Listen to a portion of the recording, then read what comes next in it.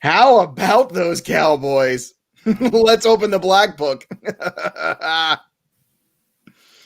Hey, yo, what's up, everybody? It's me, Joey P. Joe Pisapia, and welcome to another thrilling edition of the Fantasy Black Book. Black. Right here. Hold on. Whoa. Before we start anything, Joe, I have one question for both of you guys. What? How about them Cowboys? How about them Cowboys? How about them Cowboys? We are right here on the In This League podcast network. Oh my goodness. It's Scott Bogman who's wondering where the Cowboys are. It's the Welsh who's wondering if his 49er season is over already. And it's me, Joe Pisapia. And we're going to take you through everything that happened in week 4, look ahead to week 5 in the NFL, talk about some waiver wire things, some injuries, and a whole lot of other stuff. But you know what? It was another big week of mostly overs. It was a lot of scoring in the NFL. And let's start with those Cowboys. How about them Cowboys? I thought, gentlemen, that Mike McCarthy was supposed to be the old school, I'm tough guy and going to bring some discipline. We're going to get leads on teams and we're going to crush them and we're not going to fold like, well, a cheap suit. But you know what? It's just as bad, if not worse, than last year. Dak Prescott threw for 500 yards and it didn't matter. The Cleveland Browns looked like the most, and dare I say the word, dynamic offense on the planet, which they are not. And I can't believe what I saw. Welsh, let's start with you with this one. How about those Cowboys? How about them Cowboys? Woo, yeah. Woo. You know what's the best part about this? We didn't plug it right out the chute here, but we are back on video. I want to plug that. right. And you guys can please listen on the podcast, of course. Always listen on the podcast and get that. But if you want to see our beautiful faces, you want to see Bogman all dressed up, Joe dressed up the most, and I'm rocking a polo, and you want to see our dumb faces and all the things, you can go to youtube.com/inthisleague, and we are back because Joe's got a upgraded computer. Upgraded. That's what I did. I got no more issues. So, With a double D. That's yeah, right. we got the full upgrade, so you can watch the Black Book on YouTube now, and that's usually a day after the episode drops. So that is what I wanted to first say. But it's pretty incredible. It is pretty incredible, this Dallas Cowboys team, because this division is so horrible. And if mind you, here, if I would have told you Dak Prescott is going to throw for 450 yards in 3 straight games, you are going to have Amari Cooper be the elite receiver. You are going to see CeeDee Lamb step up in this offense. And oh, by the way, they found a tight end in Dan Schultz. You're going to say all of those things,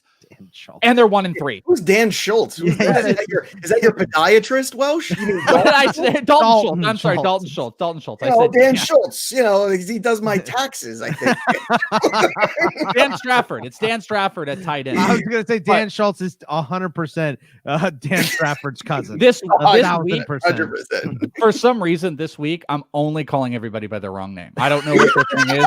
I did it on the football podcast. I called somebody TJ. I called Terry McLaurin TJ McLaurin. Yeah, TJ McLaurin. Yeah, there was one other one. I can't remember, but I don't remember. You were just like, I give up. I don't know anyone first. I don't know anything. I don't know anybody. But I say all of ththose things. 3 straight 450-yard passing games by Dak. CeeDee Lamb steps up as Cooper is still going. They found a tight end. They're in the worst division with the Giants. All of that, and the Cowboys are 1-3.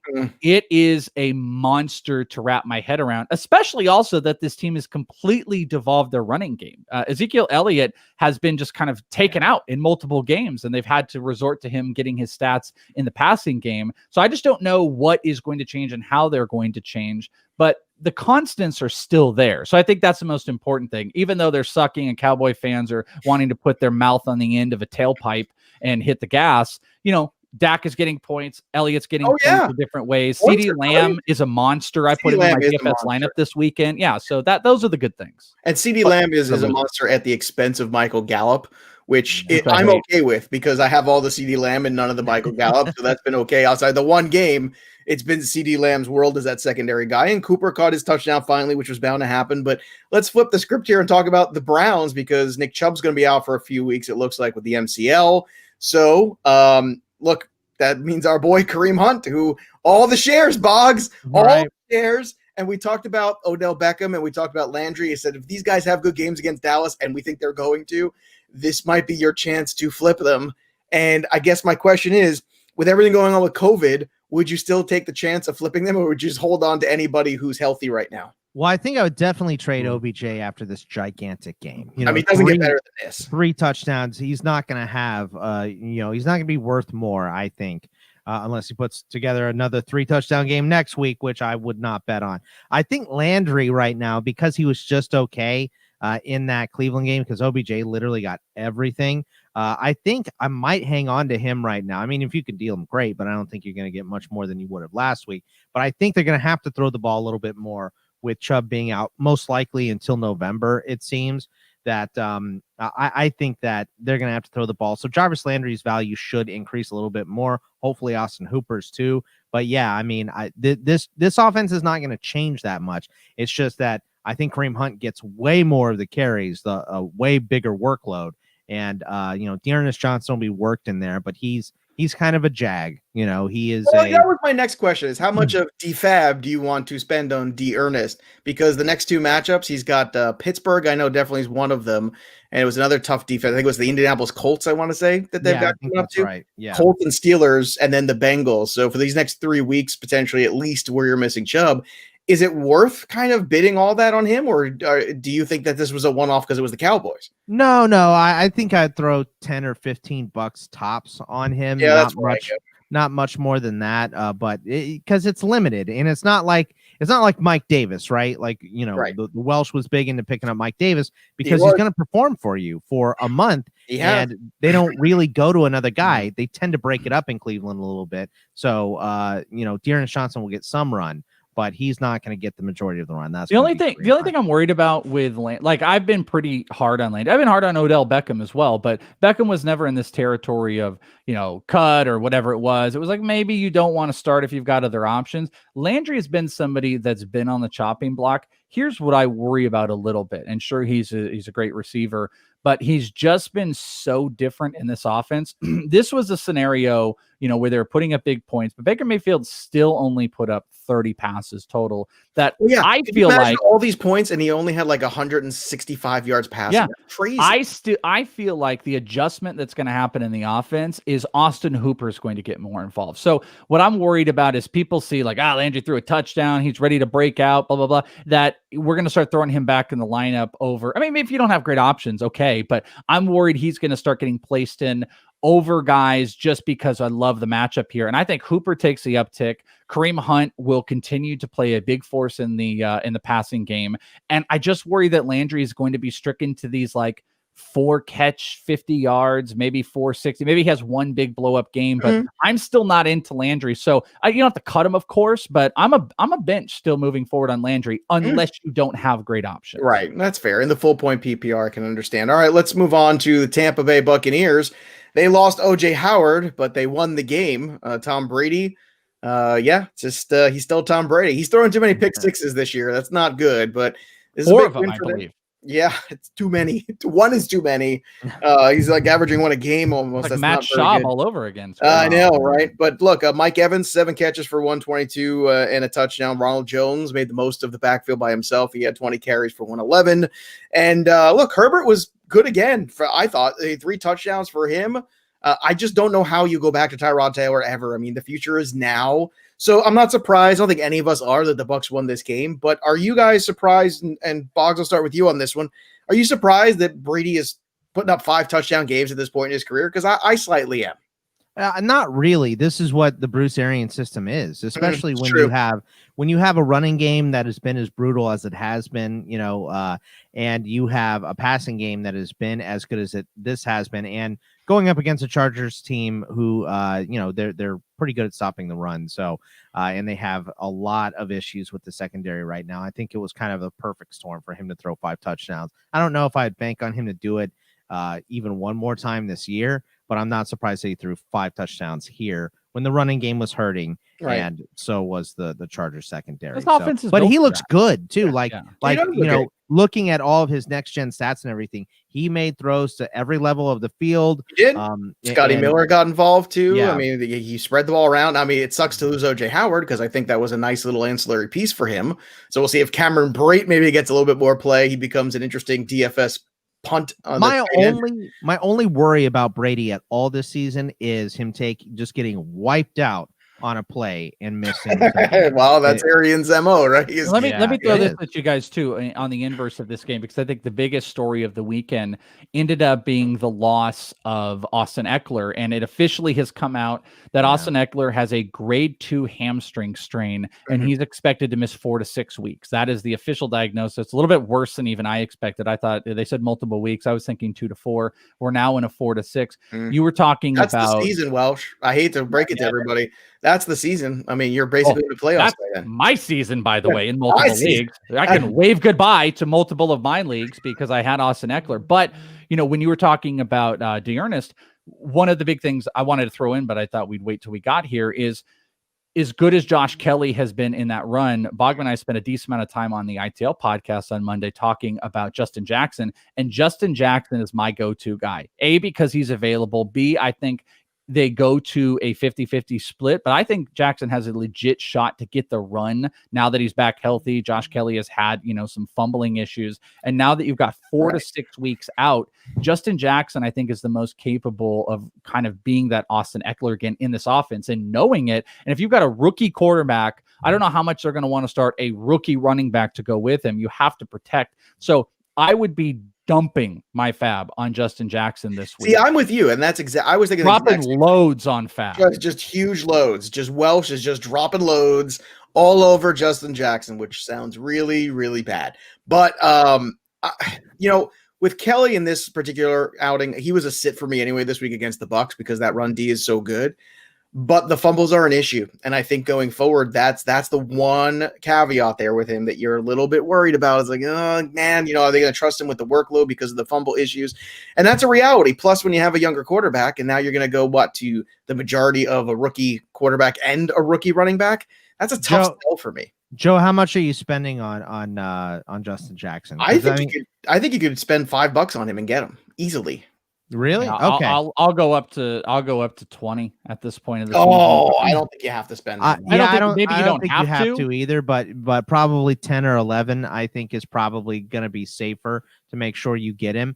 And I think he's become persona non grata around there in fantasy circles. I really do. I think he's been buried. I think everyone the buzz is going to all be Kelly. Yeah. The buzz is going to all be Kelly. But here's what's going to make this worse. They're going to mix Darius Bradwell in here too. We saw him on Hard Knocks. They like him a lot. Anthony Lynn really likes him. So he's going to get involved too. This could turn into a messy situation, but I think it's Kelly gets first shot. Justin Jackson's going to be right behind him. And I mean, they're going to be close on touches, but if Kelly keeps fumbling and whiffs on a couple pass blocks or whatever, you're going to see Justin Jackson way more than him. I think if you're gonna say you would drop 10 to 15 on D'Ernest, I would at least go 15 on Justin Jackson. I think this is the investment. How many more guys are out there? And I would also throw, if you guys are looking at your wire, the wire was relatively garbage coming in. It still kind of is, but who's available at running back? You're about to lose Mike Davis because Christian McCaffrey's coming back in a week. And we got There's not a lot. What's that? We got bye weeks coming too. Yeah, and you got bye weeks coming. What I'm saying is I just don't know. Maybe if you've been super aggressive and you only got $40 left, okay, maybe you try to slide one in for $8. But if you still got $80, $85 because you've missed out on a couple of the Mike Davises and the whoever else, be aggressive. What are you waiting for? It's week 5. Justin Jackson has an opportunity to oversee Josh Kelly, and at worst, he's going to be a 50-50 split. You don't have to drop everything, but I would go at least 15, Joe, especially if you think the market value is somewhere between 5 and 10. Overpay the market value to secure yourself, then I would go 15. I would go up to double digits if I was desperate for running back, and I very well might in flex because I could really use.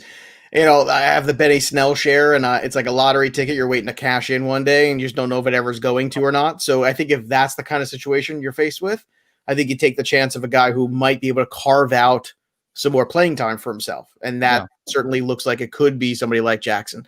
All right, let's, before we get to Sunday Night Football, because I want to get that out of the way early because I feel like we need to. I want to get this out of the way early because it's one of my favorite things we get to do. Colts and Bears. Go ahead. Do it. Skip it. There it is. Yeah. Colts and Bears. Skip it. What a train wreck of a football game this is. I mean, come on. Nick Foles. I mean, how many times do we have to do this? Every time But these guys like Nick Foles, it's like, oh, Nick Foles is the savior, and then I love that you sound like a whiny child. How many times do we have to do this? I don't want to do it anymore. There with Nick Foles. I don't want to do Nick Foles anymore. And that's why you got to watch the show now, because you get to see that character. Because guess what? That character in your mind is good. In reality, it is great. In visual form. On YouTube, on In This League, it is great, and that's why you watch, as well as listen to the show. But Mo Alie-Cox, I like him going forward in DFS. Kind of touched on him on the DFS show, Bogman and I, but I'll tell you, this game, forget it. I don't even want to talk about it. We've talked about it too much. Well, no, let me ask you one thing. I think that's an important thing. Sure. Can you start T.Y. Hilton moving forward? No. Yeah, well, I know, but Bogman and I already have talked about this, but I was curious where, Joe, if you would agree. Here's a counter question. Could you imagine how good Allen Robinson would be if he had good quarterback play at some point in his life? He has played with Nick Foles, Mitch Trubisky, Blake Bortles, and Blaine Gabbert. Oh, God, and he's amazing. And he's still really good. He's like Larry Fitzgerald. You remember how Larry had just all the losers until Kurt? Yeah, it's losers. And then he had more losers after Kurt. Oh man, and then Carson Palmer got there. It's okay, but no, it's mind numbing to me. All right, let's do this so that way Welsh has some time to detox at the break. All right. So if I told you were going to lose Bosa and your quarterback and Mostert and all these guys, and you went 2-1 over 3 games, I think you'd sign up for that, right? I went 2-1. Yeah, you went 2-1. You beat both New York teams, and you did go 2-1. And if I told you at halftime of the Jet game, hey, don't worry, you lost all these players, but you're going to go 2-1, I think you'd sign up for that. Yeah, I mean, sure. In a real person's mind, you're right. A normal human being who has a healthy relationship with their self. Yeah, sure. In a real person's mind. So in a real person's mind, you have to be very happy with George Kittle, who had 15 receptions. You almost have to do a double take with that number, make sure you're seeing it correctly. It's amazing that he caught 15 balls with how garbage Nick Mullins is. You go. But here's my question. He was the first look every single time, so why not give 15 passes? Exactly. Wasn't Welsh just recently the mayor of Mullinsville, and now he's turned on him? Oh, well, yeah, because Jimmy, nothing's ever good enough. No, I'm the mayor of Tank for Trevorville.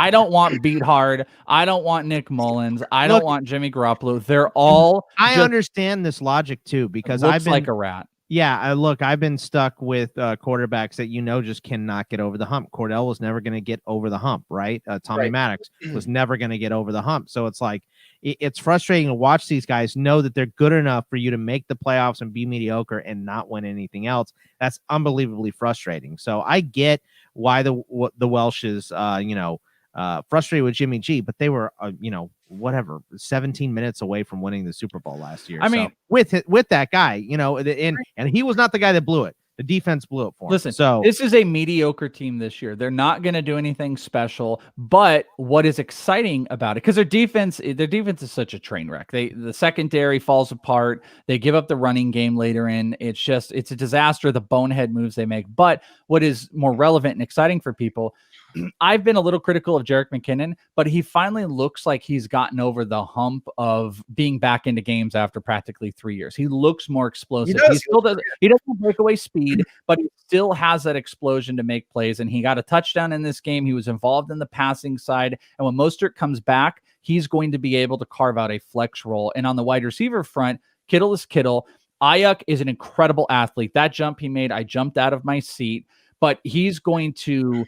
For me, he's going to continue to be questionably flex because Debo is back, and Debo only played, I think Bogman said, about 30% of the snaps, and he had target, which is understandable, for 35 yards. They will make Debo involved in the game. They had a 10-yard end around, and Garoppolo likes Debo a lot, so Debo is going to move back into probably high-end wide receiver 3, maybe low-end wide receiver 2. Ayuk maybe flex, but I would rather flex Jerick McKinnon over it. So those are the positive takeaways. There's a couple fantasy options. It's not Garoppolo. It's Kittle number 1, Debo number 2, Mostert number 2.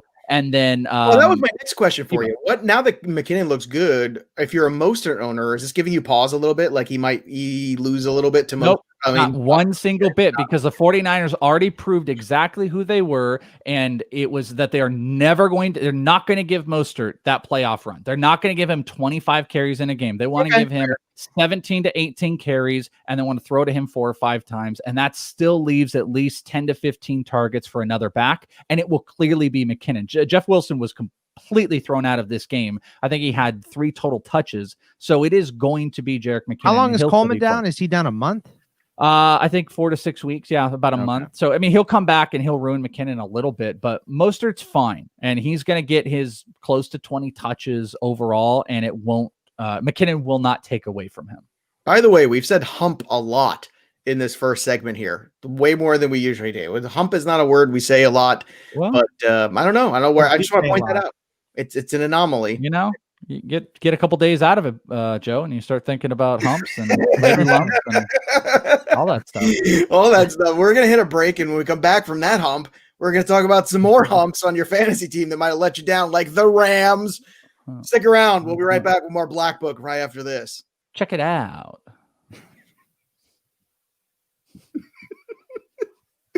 All right, welcome back, everybody. The Fantasy Black Book right here. Bogman, Welsh, and Joey P. And man, I wanted the Rams to do a whole lot more with this game, and they just didn't. They had a crappy split with the carries between Malcolm Brown and Darrell Henderson, which made nobody happy.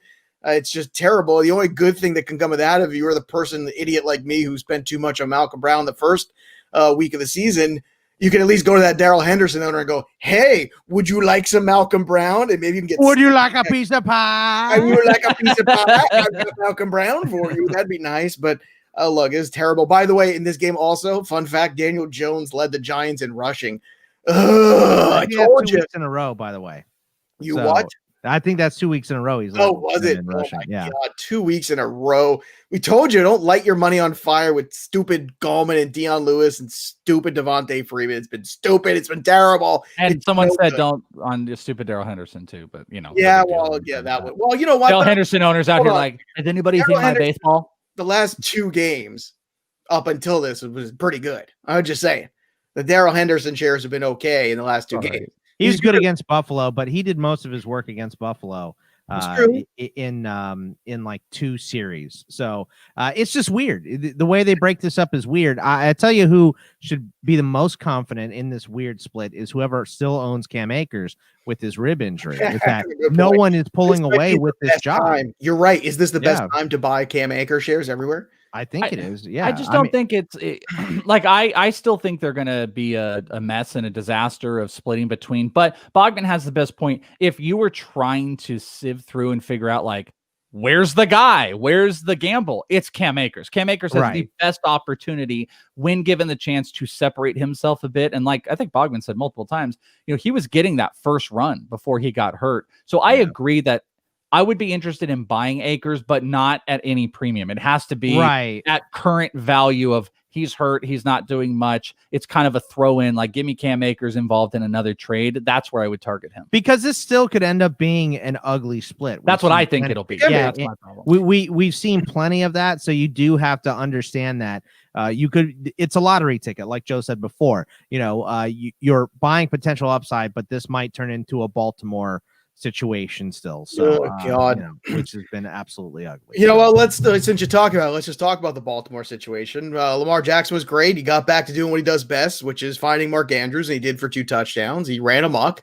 And look, it was a handy victory for them. It was no problems. We didn't anticipate any problems there. And we knew Andrews would bounce back after the bad game against KC. That was a no-brainer. But where are we at with the Mark Ingram situation? Because, he did have a touchdown. It kind of saved his fantasy day, but he doesn't look great out there.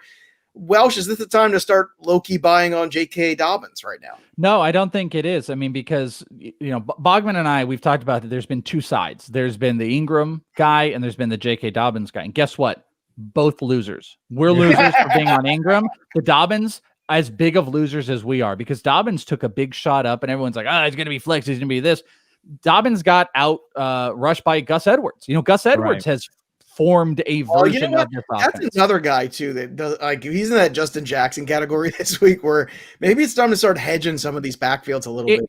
It might be, but I think they're as messy as the Rams because, like, what we talked about with New England and how, okay, they got Sonny Michel, they got James White, they got all these guys. But at the end of the day, Cam Newton is kind of the biggest force when they get in the red zone because we really care about the touchdowns here. It's good if they get some run. Well, here's the problem with Baltimore is they're giving it to all these guys. Dobbins, Ingram, Gus Edwards. Gus Edwards coming in here is the worst thing that happened. And guess what? They've got the most dynamic runner in the NFL. They've got Lamar Jackson. So Lamar Jackson is still going to be the biggest force, and they're just not making a full commitment. I wonder if they'll change at all because of some of the offensive struggles, but I don't feel good about either one. I don't know why I would want to pay in on J.K. Dobbins. If anything, they've used Ingram so little this year that I think they could find a justification to unload him in the second half because he's a volume back. So I'm not in, personally for me, Dobbins is not where I'm barking up. I'd rather bark up the DeAndre Swift tree or the Cam Akers tree. I'm way up that tree. I'm way up that tree. I was up that tree last week, if you recall, and I said, look, this is it. This is your window. You've been saying it for 2 weeks. I know. I said, and last week it hit rock bottom. What do you have, like 9% of the snaps or some crazy crap? He had 6 snaps. 6 snaps, right. Okay. So that was your moment. And then he catches it. Okay. And then he catches it and then this week he catches a touchdown. Oh my God. Could you like DeAndre Swift here? Oh my God. But seriously, it's so much of him right now. But I don't. Yeah. This is the problem. Is like nobody has any foresight. Nobody learned from last year's lessons with these rookie running backs because last year's lesson was, you were excited about Devin Singletary and Miles Sanders and this guy and that guy. Well, they were useless for 8 weeks.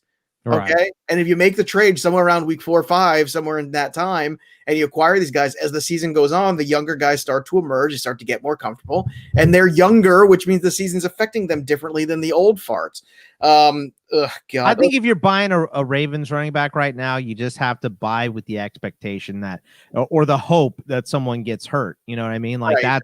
that's what because it's gonna be clunky and messy and weird all year. Unless someone gets hurt. It wouldn't shock me if Edwards ended up being better than everybody. We look back like it would not shock me at all if they just decided to go that route. Real quick on the Redskins. Oh, I did it. Put it in the jar. Put it in the jar on the Washington football team. McLaurin's another guy. He's going to have like Allen Robinson syndrome. He's playing with crappy quarterbacks and he's always good every week. Quick, what's his first name, Welsh? Terry. There it is. Tony. But how about Gibson getting a little work in the passing game this week? Boggs, your thoughts on that? Is this another guy who's kind of on the uptick right now? Yeah, honestly, I thought it was going to take a little bit longer for us to get Gibson to have this many touches so early in the season, but he's a guy that doesn't have to get 20 touches, but he may eventually evolve that. I think it was close to 15 or 16 in this game, so he'll break a couple. They just have to have something going on offense, and they don't have much right now. It's Terry McLaurin and nothing. I don't think they're going to bench Haskins, and I also don't think they should. But there's been rumors about that too. So you know who they would bench him for? Kyle. Get in there. Kyle. Throw the ball, okay? Throw the ball, Kyle. You have no idea how many people say that they miss the Kyle stuff because we don't do it as much. Kyle. Kyle, like when I was doing the baseball show, people would listen to that, and every time I said Kyle Tucker, they would get legit mad. I get tweets like, "Why don't you say it like that? Why don't you say it like you say what? Kyle? Kyle. I don't have a ton of I don't think I have a ton of rednecky words that I still say, but when I say Kyle, I usually say Kyle, like Kyle? A total redneck. Kyle. Yeah, if I'm saying it real quick, that's one of the what that way. Kyle and nine. Like NINE 9. 9 is 9. I'm on it 9 times. You know what's funny? Going from Gibson to this other guy, they did a thing on TV about trade targets this week, and it was 2 guys. It was Gibson and Joe Mixon was the other one. Trade for Joe Mixon. Trade for those guys right now? I mean, no, last week. It was last week. Okay. For them last week, and if you did, it was a smart time because the window shut. And I can't believe. It was stunning to me, guys, how many Facebook posts and tweets and nonsense of people say, "Oh, raise your hand if you bench Joe Mixon." Well, what are you doing? Benching your first round pick, you moron. What kind of thing is that to do? Why would you do something like that? This infuriates me. The only time to sit your best player is if there's an injury. And it's got to be an injury where they barely can make it to the field and you go, oh, I just can't do it. I need the points. But this infuriates me. And I can't get enough of like the stupidity out there sometimes. It's just hysterical. But Welsh, why would anyone sit Joe Mixon? I mean, because they're missing chromosomes. I don't know. Like what? What? I killed Bach. It might have been a little far on that one, the Welsh, but I'm totally got to do the monkey man. You're at least not an experienced fantasy player. That's that's a nice way of not saying you're missing chromosomes, but it's you don't get Welsh to crack up very often. You're in it completely inexperienced. So I mean, I'd laugh a lot, but like when Bogman he aliened his face, he covered his entire face when I said that. But we see it and it's brutal. Like Sealy likes to quote tweet it a lot. Like, we want to be nice about it. We're not mean guys or anything like that. But like, there are some insane questions that come in sometimes, and people just need validation, and it's okay and stuff like that. But it's not okay to be stupid. But there are some that are too much. Where it's like, can you put that on a t-shirt, by the way? Can we get that one? It's okay to be frustrated. It's not okay to be stupid. Yeah, that's great. Let's get the merch out right now. Lock that quote in. I don't get those ones, but those are the same ones that are like, hey, should I sit Patrick Mahomes versus Baltimore because, Dick Face is facing Miami and they give up a lot? No, you shouldn't. You should always play Patrick Mahomes, but people still do that game. I get when it happens with the running backs a little bit. I just don't see a scenario unless you play in a 4-man league and you're like, hey, I've got, these 7 running backs. Should I sit Joe Mixon? Okay. But who are you putting in? You putting Darrell Henderson for Joe Mixon? Get the fuck out of here. Dude, I bet you that was a decision that a lot of people made. No, I bet you it was. I bet you it was. I can still hate it. Joe Burrow becomes the first rookie, by the way, in this game to throw for 3 straight 300-yard games. Good job, Joe Burrow. Feels good to win, don't it, Joe? And look, I think it's first of many for Burrow. He's been terrific. T. Higgins had 4 more catches for 77. Boyd's always good, so I don't want to talk about him. But let's talk about T. Higgins. Rest of season. T. Higgins or AJ Green, Boggs? T. Higgins. Yeah, we did this. T. Higgins. AJ Green.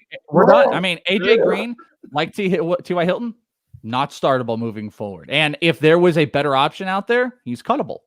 So no, that's fair enough. All right. On the other side of this game, Gardner Minshew threw for 350, 2 touchdowns. Robinson was a quieter game, but still got you more than double digits. DJ Shark returned.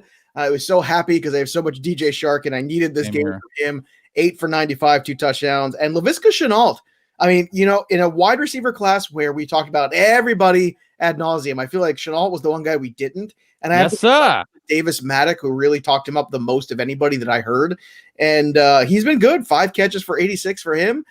These wide receivers, Welsh, for the youth movement, not just CeeDee Lamb, was on the very high end.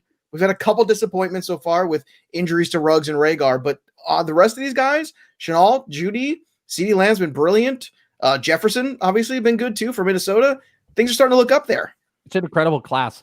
And when it's all said and done, too, you go back and look, and the guys that haven't like full on produced in the first 4 weeks, just think of where Brandon Ayuk is going to be. And I've been Ryan's another. I even Claypool. Yeah, Claypool's going to be the next run that's going to come through. I've been talking a decent amount about Laviska, and I likened him.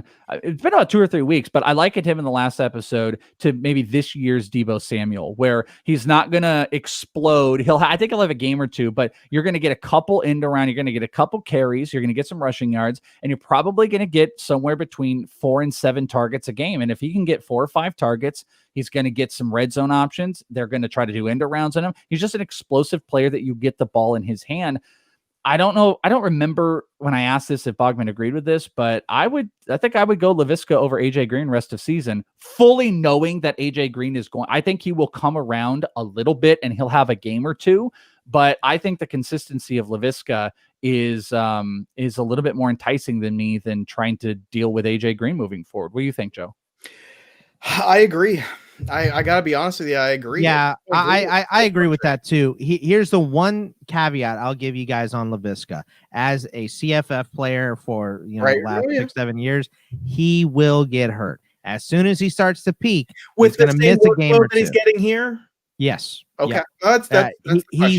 That's the reason why he dropped in the draft, is because he's always constantly banged up. This guy was recruited by Alabama, wanted to go make a name for himself at a smaller school. That's why he picked Colorado. So he is up there with all those 5-star guys that come out of Bama and stuff. And but he does get hurt. So that's the one thing. I love him. I'm picking him up over AJ Green because AJ Green has the same thing. We know he's getting hurt. He's already playing hurt, it seems like. But he's been great. But that is a one caveat I'll give you guys on Shenault, because he just he never made it through a college season. So I don't know if he's going to make it through 16 games in the NFL. So we'll see.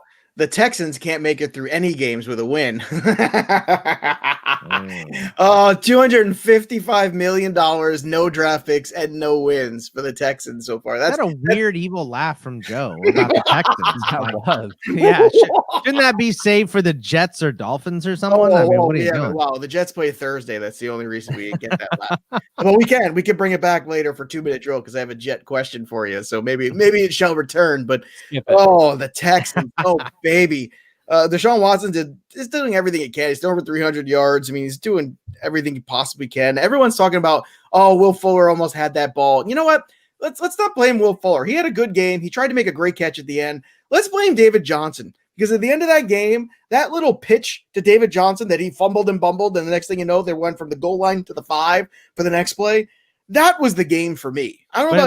But at least he didn't punch it in the first 2 times from the 1. Well, so. I mean, to me, the epic failure there was he is the guy that wears the goat of this game. Like he's the guy that has to be the one called out, because Johnson, again, we're talking about volume guys, and Johnson's a volume guy at this point in his career. But what a weird thing here that David Johnson, to me, was the reason at the end there that couldn't punch the ball in. Then he fumbles and bumbles one. And then all of a sudden, Will Fuller couldn't come down with it. Well, I thought that was kind of crappy. Yeah, well, I think the Texans are kind of crappy, and I think David Johnson's kind of crappy, and I think the wide receiver core outside of Fuller is relatively crappy, and I don't think there's consistency across the board, and Watson's being misused, and it's pretty amazing. I'm looking here, Houston Chronicle, John McClain reports that Bill O'Brien is expected to. Yeah, he's expected to continue he's going to call the plays for the rest of the season. I'm sure that's going to go, great. Yeah. Well, hopefully he'll call something for Brandon Cooks, who completely disappeared in this game. I mean, trade all that capital for Cooks. We went over it yesterday. It was a second, and he got nothing. Something has to change in Houston. I think you can give them those first 3 games where you say, okay, look, this is a rough schedule. You've got what was it? Wasn't it Kansas City, New England, and Pittsburgh? So it was Kansas City, Baltimore, Pittsburgh. So it's a really, really rough schedule. But when you got a home game against the Vikings, you got to win that one. Yeah, absolutely did. And look, and on the Vikings, Dalvin Cook was brilliant. That was Boggs' big pick going in on the DFS show this week, and they certainly paid off, man. Did I win touchdowns again, Joe? You did. Yeah, I am getting spanked, but that's okay because I won every single over in the wagering show. So we're evening out. We're at least helping the people. That's right. We might be hit and miss, but look, if you're listening to Boggs right now on DFS and me and betting, if you're just listening to those 2 voices and tuning out the other one on the other show, you're doing awesome right now. You are in a pile of money. Welsh, it also went back to Thielen this week, which I think is not surprising because kind of like Diggs last year, you would get and Jefferson at 103 yards. I'm not taking anything away, but can these guys both have good games at the same time going forward, or is it going to be like the Diggs or Thielen thing from last year? I mean, I still think there's a version of that in here, but I agree. Probably my most important takeaway was to see if Justin Jefferson this week completely faded away, because what we saw happen in the past was, it would go to Diggs, it would go to Thielen, but we just haven't known, is Justin Jefferson capable in this offense, and is he trusted by Kirk Cousins to be that player? And if he is, then you can take the risk and start him on a week in and week out basis. And guess what? He is. He only got 5 targets, which, isn't the best, but big play. 4 catches, 103 yards, while Thielen was getting the 10 targets. He had 8 catches in the game. Both of those guys can be fed, and Justin Jefferson has moved into a tier of startability. So I am worried, though, that one will take away from the other because Minnesota has had like a track record of this. But you don't do anything with Adam Thielen. Now I'm very comfortable with Justin Jefferson. I think I even said after last week, I'd be a little bit tenuous about getting him in lineups just to see what happens in game 2.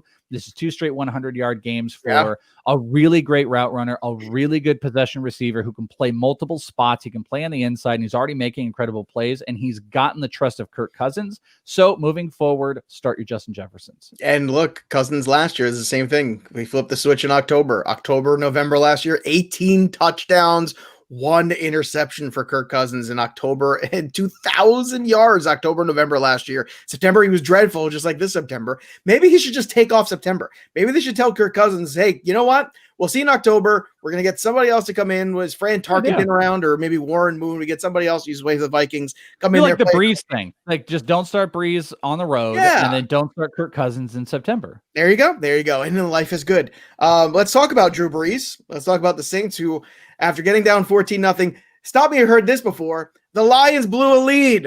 Not crazy, right? Kenny Golladay had a touchdown. This one, that's they're good. Not the Falcons, I know they're not the Falcons. Well, they're pretty bad.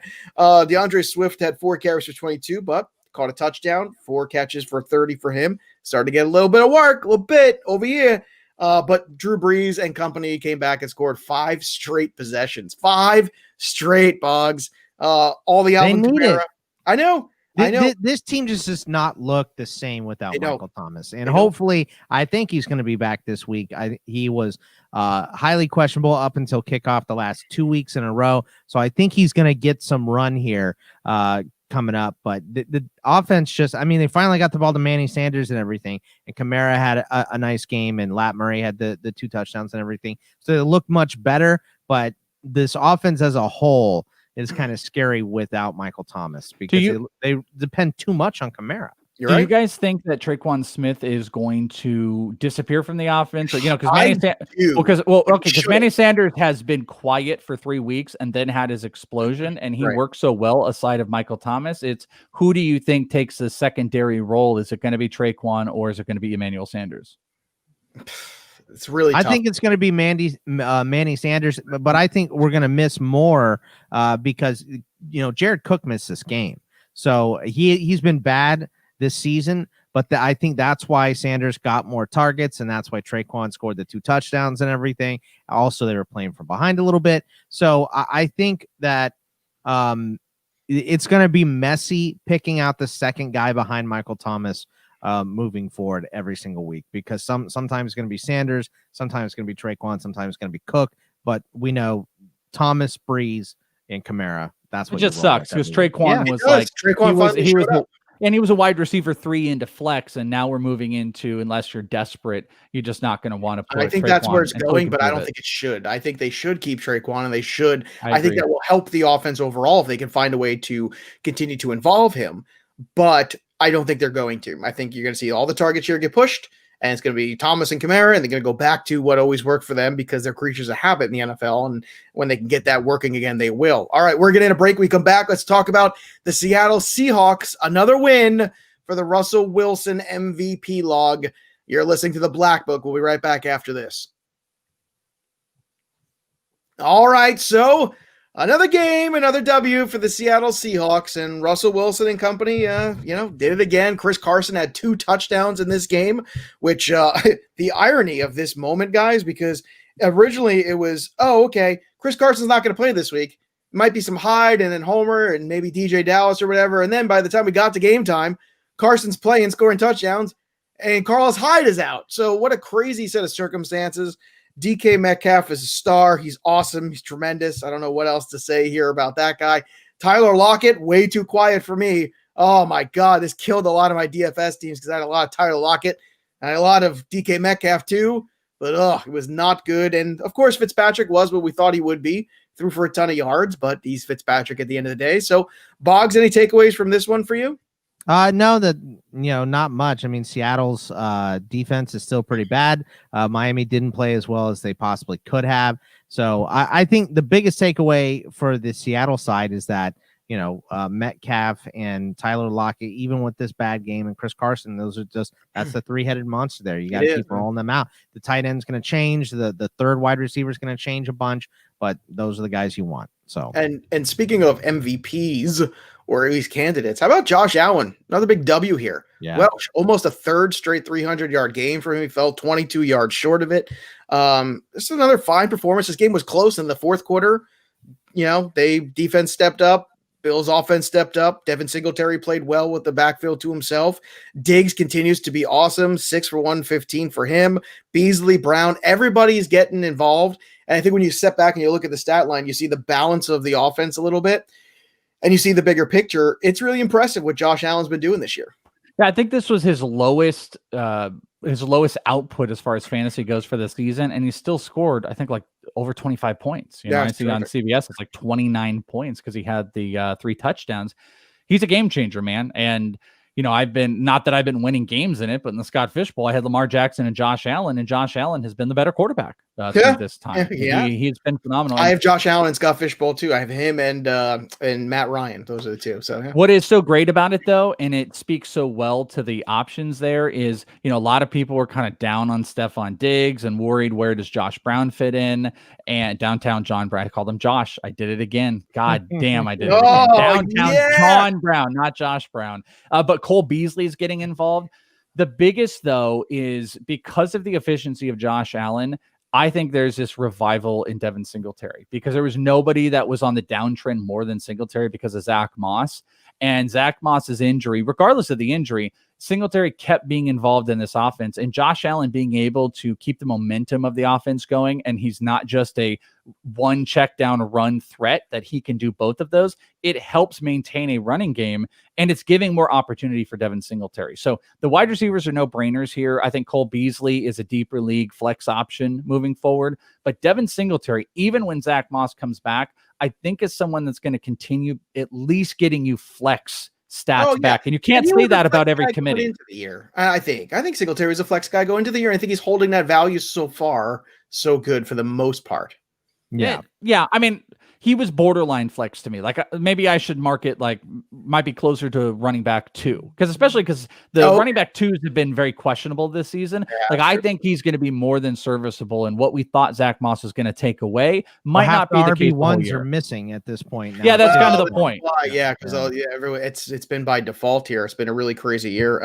Also, speaking of guys missing, not much to talk about in the Raiders, so we're just gonna push through here. Kyler Murray, another down game for him, by the standards he set in the first 2 weeks. Kenyon Drake, another RB1, got knocked out of this game. They say he's okay. He only had 13 carries for 35 yards. Kind of doesn't matter if he's okay. I mean, there's not much you can do with him right now. The question is, we talked about Justin Jackson. We've talked about D'Ernest. And I guess let's talk about Chase Edmonds. Is Chase Edmonds another guy you starting to throw some fab on? I think so. Already. Yeah, look, he's the receiving back, and Kenyon Drake has had 5 targets so far this year and caught 5 passes and everything. But that puts him, if he does play next week and everything's fine, but that puts him on pace for 20 catches this year.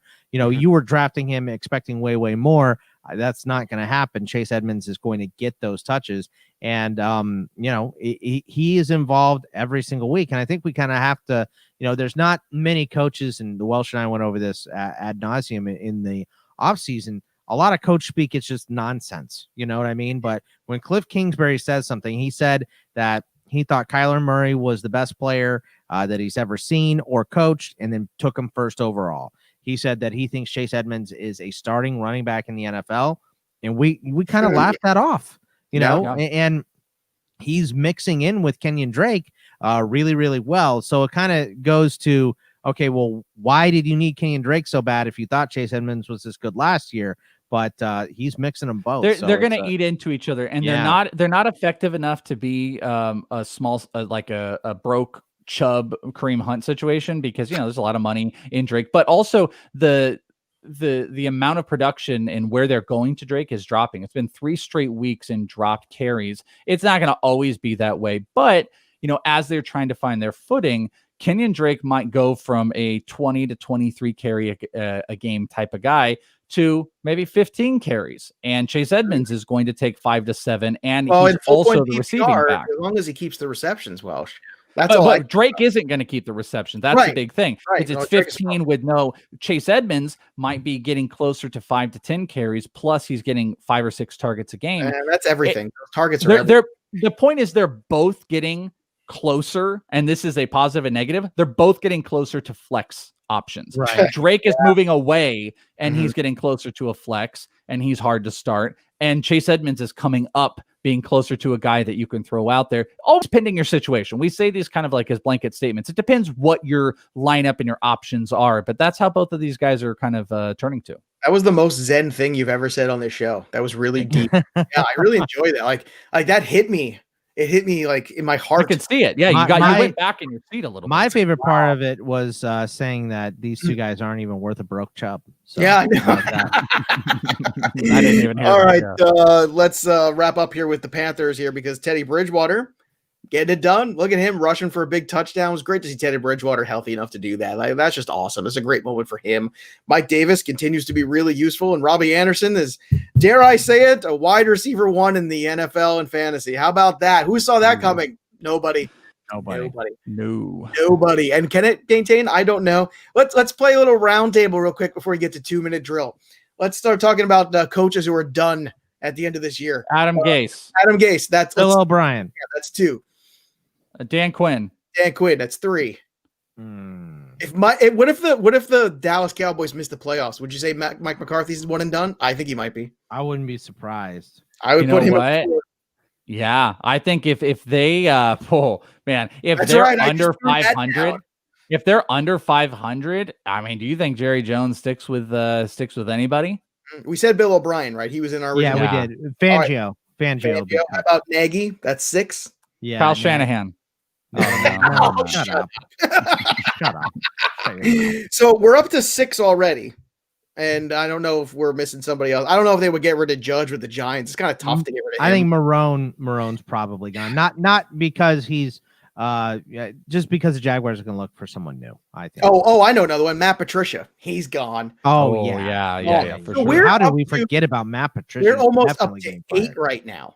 There could be 8. Let's get rid of them all. Let's start fresh. Let's reboot. Let's do a coach draft. Yeah, it's like the Good Place. Let's just reboot. Let's reboot the whole thing and see if they get better. It was fun to do because I'm looking right now and so many bad starts to teams that really needed to get good ones. And I'll tell you what, I mean, the Vikings are right on the precipice too. I mean, could Zimmer be gone too if things don't turn around after this week for the Vikings? I mean, they had 1 win, not a lot else. I mean, I don't want to fire Doug Peterson yet, but we're looking at minimum 7 or 8 coaching vacancies. There's a lot of guys on the fence, but what I'm wondering right now is because a lot of these college coaches are cushy and they don't want to leave those spots. Who are you going to hire to take these? It's going to be the Eric Bieniemys of the world. It's going to be the other coordinators of the world. It's going to be the coordinator tree. I was about to say Robert Saleh and Saleh and Eric Bieniemy. Both of those two should be like at the top of coaching candidates for the coming year. Somebody take Randy Fichtner. I'd really be happy if they took him. But I mean, that's a staggering number. I don't know what the record is, but I feel like we're pushing the record. Like, I feel like we're going whatever the record is. We've talked about I'm shocked that Gase still is has a job right now. So is he. And speaking of the Jets, it's time for the 2-minute drill, and it starts right now. All right, here's the question for you, gents. You ready? You buckled in? Here it is. So our Adam Gase faces right now. Hold on. Yeah, hold on. Let's always look around. Look around, up and down. We're gonna look let's all do it at once, and then everybody go on to YouTube and tell us who does the best Gase face. All right, 1, 2, 3, go. That was a lot of dead air just now. I just want to put that. All right. So here you go. True or false? Trevor Lawrence will be playing for a New York football franchise next year. True. I put out there, I did give us a little berth between the Jets and the Giants. So I said a New York franchise. So are they the worst? I think both teams clearly move away from the quarterback that they have without question. There's no Danny Dimes, blah, blah, blah, Sam Darnold. It doesn't matter.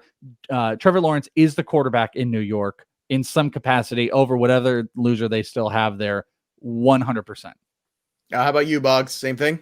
Yeah, I think so. 100%. I think he's going to be in New York, which is going to be great for the NFL to be get a real quarterback in New York. I mean, and I'm happy for that because I think he can make it work there. They'll have, a new coach and all that stuff. And then Sam Darnold could go somewhere a little more stable. Like the Steelers. Oh my God. Are you kidding me? I would lose it. Yeah. I want that. Wait, just to clarify, lose it in a good way? Yes, good way. Okay. I like Sam Darnold. I do too. I don't think he's that bad. Yeah, he's done dirty by the Jets. He really has. He really has been. But to me, like, that's a perfect spot, right? You go learn under Ben for a year and then you turn him loose. Yeah. Hey, worst things that could happen. That's for sure. All right. That'll do it for us. Make sure you subscribe to the show. Now we're back on the YouTube because I've got better hardware around. So you can not only listen to the Black Book wherever you get your podcast, but you can watch it as well. Bogman's continuing to make not Adam Gase face, but some kind of other face. I guess, as I said, hardware. We've said hump a lot today. We've said a lot of weird things. But we've also said a lot of great things, and that's why you listen to us. So make sure you go over to inthisleague.com and join the ITL Army. Go to patreon.com/ITL Army. I was informed. Don't go to inthisleague.com for just a tiny bit. Little thing doesn't work. But go to patreon.com/ITL Army. Welsh's little thing isn't working right now. So until his little thing is working, what you need to do is go right to Patreon. Go to, is it ITL or In This League? What do you say? Patreon.com/ITL Army. Yeah, that's how you can do that. And also, if you want to view this, go to youtube.com/inthisleague and you can watch this episode. It's usually the day after. So the just day be on the after. The day subscribe. after. With the three of us, the ancillary characters. That's us. That's who we are. The ancillary characters. You can follow us on Twitter at Bogman Sports, at Is It The Welsh, and at Joe Pisa PS17. That'll do it for us, but the story of the game goes on. For Bogman Welsh, I'm Joey P. We'll see you next time, kids. Bye.